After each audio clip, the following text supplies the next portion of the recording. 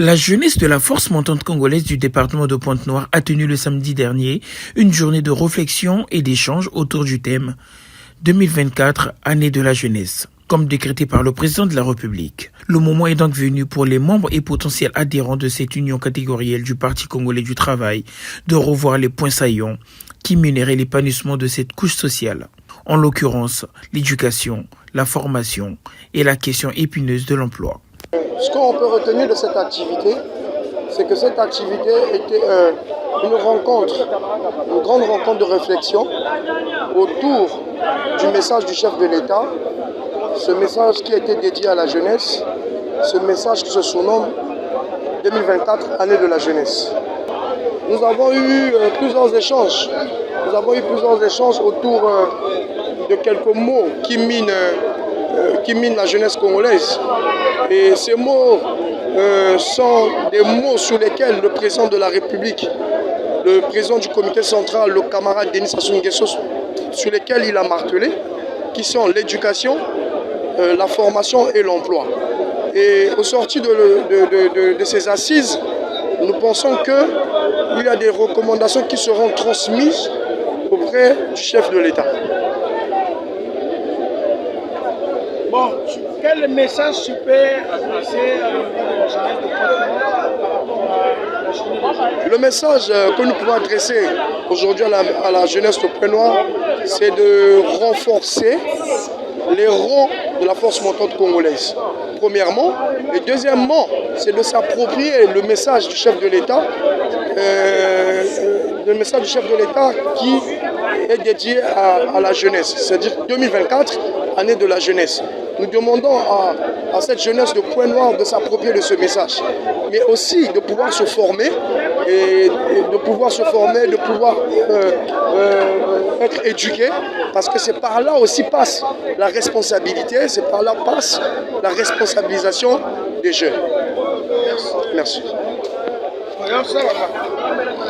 L'éducation passe également par une prise de conscience commune et au respect des valeurs de citoyenneté. Par l'occasion, cette jeunesse fédérale du PCT prend position en condamnant l'incident produit récemment au lycée 5 février 1979. Un acte incivique déshonorant toute la République. Ça fait quelques jours de cela, en date du 5 février, il s'est tenu à Brazzaville un acte posé par nos chers cadets du lycée 5 février, très grave.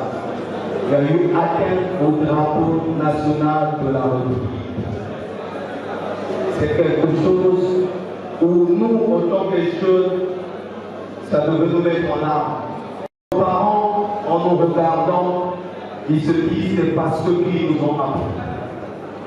Récemment, voilà pourquoi je voudrais dire à nos sœurs, camarades, sœurs qui sont dans la salle, vous qui êtes censés nous éduquer, prenez soin de l'éducation des enfants. Ne faites pas les enfants pour qu'on vous appelle juste mère, mais faites les enfants pour que vous les éduquiez. Pour régénérer l'âme de ce parti, un message a donc été délivré à l'endroit des non-adhérents. Notre jeunesse de Pointe-Noire doit être une jeunesse qualifiée, une jeunesse éduquée. Donc aujourd'hui, avec nos responsables de l'organisation, il était question de orienter la jeunesse à travers les différents secteurs d'activité.